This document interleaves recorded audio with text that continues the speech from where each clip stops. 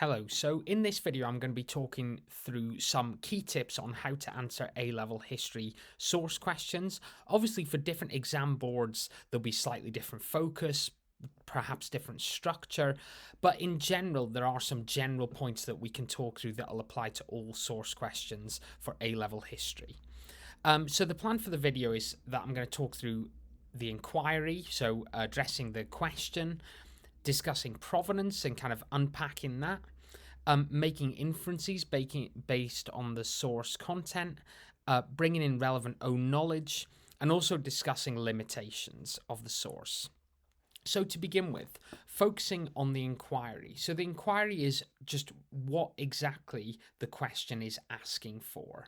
Okay, so I've got an example here, this from paper 3 of Edexcel, and this is a question that has two inquiries. So the question is, assess the value of the source for revealing the approaches of Martin Luther King to civil rights and the nature of the relationship of white Americans with black Americans in the 1960s.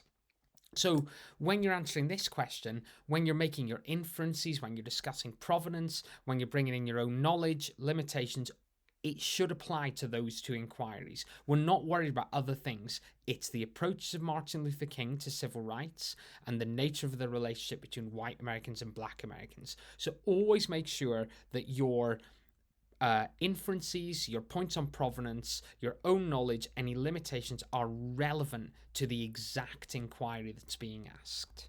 Okay, now going on to provenance. So what do we mean by provenance? Provenance means where something has come from, the origin of something. And in terms of provenance, the three main points to think about are nature, origin, and purpose. So nature is what type of source is it? Is it a speech? Is it a newspaper article? Is it a letter? Is it a government document? Origin is who made it and when was it made? And purpose is why was it made? That's a really important one. What's the purpose of it? Why was it put together? Why was it released? Why did somebody make that speech? And then two other points that you can think of that can be useful as well. And often this can help you get to the top level if you can bring these in. The first kind of bonus one is audience. So who is the intended audience? Who was this meant for? Who was this speech targeted towards? Who was this newspaper article targeted towards, or this letter? Another one is the tone. So what is the tone of it? Is it sarcastic?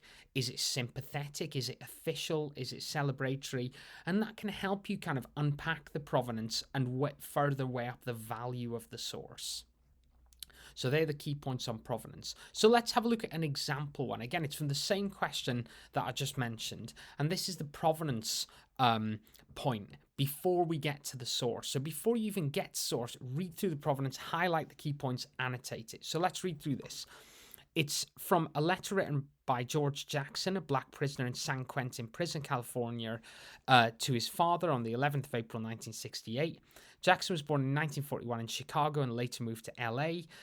He'd been given a prison sentence for robbery in 1960. Martin Luther King was assassinated on the 4th of April 1968. George Jackson was associated with the movement known as the Black Panthers. Okay, so let's break down the provenance here. So it's a letter written by George Jackson. He was young, he was literate, he was politically aware. We get that. He's writing to his father, which we get from the provenance there. And obviously there's a generation gap there, isn't there? So his father's obviously going to be older. You could think about that. As somebody who's been in prison since 1960, he's probably going to have different views from the majority of the population, even the majority of black Americans potentially.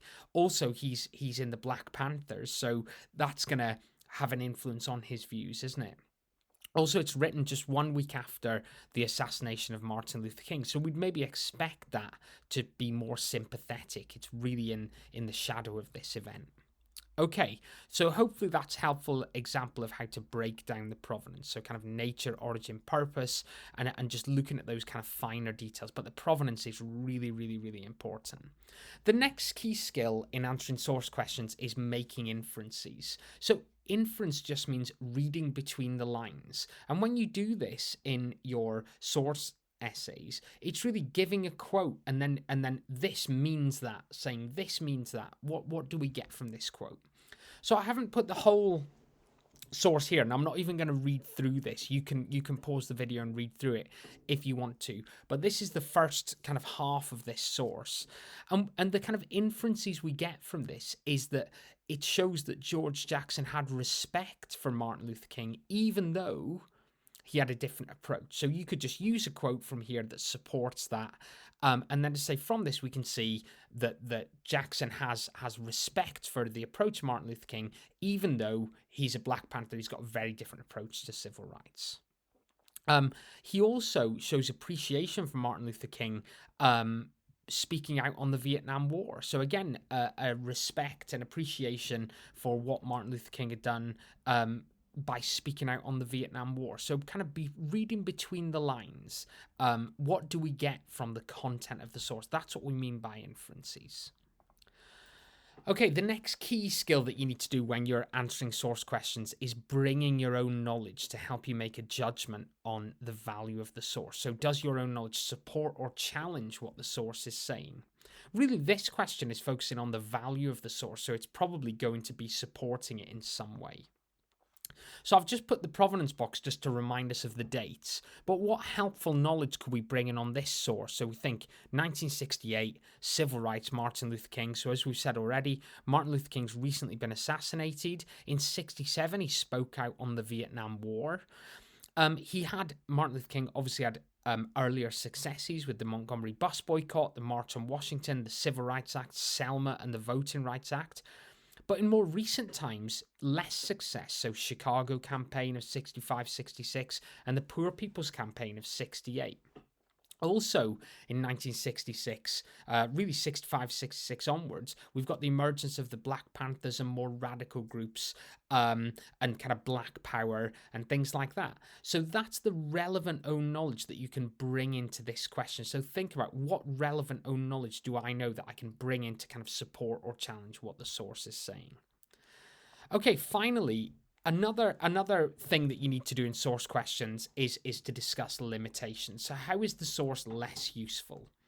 So limitations could be on content, it could be on provenance, any way that the source perhaps lacks validity in some ways. So for example, with this source, it's coming from a Black Panther. So what's the value of this source for revealing the approach to Martin Luther King? Well, it's come from somebody who's not going to be hugely supportive of Martin Luther King's approaches. That obviously still gives it value, but it doesn't have the same value that it would if it comes from somebody who's going to be a supporter, for example, or somebody who's going to give us the whole picture.